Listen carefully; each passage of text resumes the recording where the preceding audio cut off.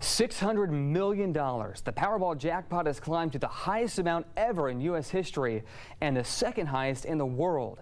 And as Wave 3's Janelle McDonald reports, there are a lot of ways people try to boost their odds. Is that the winner? What are you going to give us when you win? Let me see. What's y'all name? Write y'all name down. I know y'all on Channel 3, and I'm gonna get y'all back. Janelle McDonald, Wave 3 News. She's going to hook us up. We actually bought our lottery tickets there for the newsroom office pool. Did you contribute? No, I'm too stingy. I stay away. You guys are bad luck, so I hang mine when I get my own tickets. My parents actually choose my birthday, my brother's birthday, and there's just, a mix of numbers that I think everyone is superstitious about. Yeah. But if you were to try and guess the odds of just one and however many is the winning ticket, just throw a number out. It would have to be in the millions, absolutely. 175 million. Oh, that's not so bad. Your odds of winning is 1 in Got 175. And I felt horrible because I don't play a lot, so I'm going to go fill out the form. I don't know how to fill it out first off, and I'm trying to figure all the numbers out and whether or not to do quick pick or choose your own. I feel like it would mean more if I won on numbers I chose. And then apparently when I handed the form to the cashier, she's like, you filled this out completely wrong. And the thing is that I'm on like, Twitter. sorry. I'm like, oh, I think I'll invest $1. And everyone's like, Scott, it's $2. You don't know what you're doing. So, $2 if you're going to play. I guess $3 if you want to throw another $1 into it. Yeah.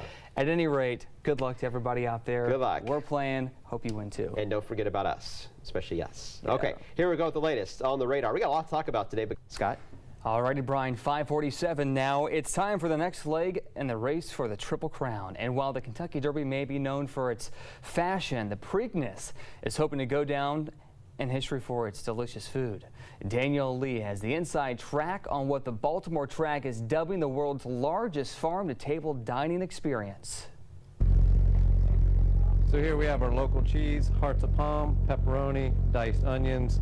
Tommy Enzer is the man in charge of feeding the more than 120,000 people expected to attend the 138th Preakness Stakes. And how many of these storage units are we talking about filled with food for this one day? We have 5 18-wheeler trucks. 6,000 VIP guests will forgo the typical track food for the world's largest farm-to-table dining experience, hosted by celebrity chef Mike Isabella. This is going to be something special, something that's never been seen in any of these races. Unseasonably cool weather this year made relying on only local and regional produce difficult. You're calling up all these different people, getting on the phone, what do you have, what do you have? Deliveries began arriving several days ahead of Saturday's race. Apple Valley Creamery unloaded 250 pounds of ricotta cheese. Herbs for the chef? Cool Beans Farms brought bags of rosemary and mint. The teamwork is incredible. It will take 65 people, more than $100,000 of cooking equipment, and 13 different workstations just to pull this off. Chefs leaned over hot grills preparing Isabella's famous pepperoni chicken. It took massive pots and blenders to mix a couple 100 gallons of pepperoni sauce. I'm gonna put a little of that mignonette right on top of here. Other menu highlights are the Chesapeake oysters and Maryland crab cakes. When you're cooking for 6,000 people, you can't cook everything in the morning. A morning when thousands will fill the Pimlico Racecourse to watch as Orb, the winner of the Kentucky Derby, races for the second jewel of the Triple Crown. In Baltimore, I'm Danielle Lee, NBC News.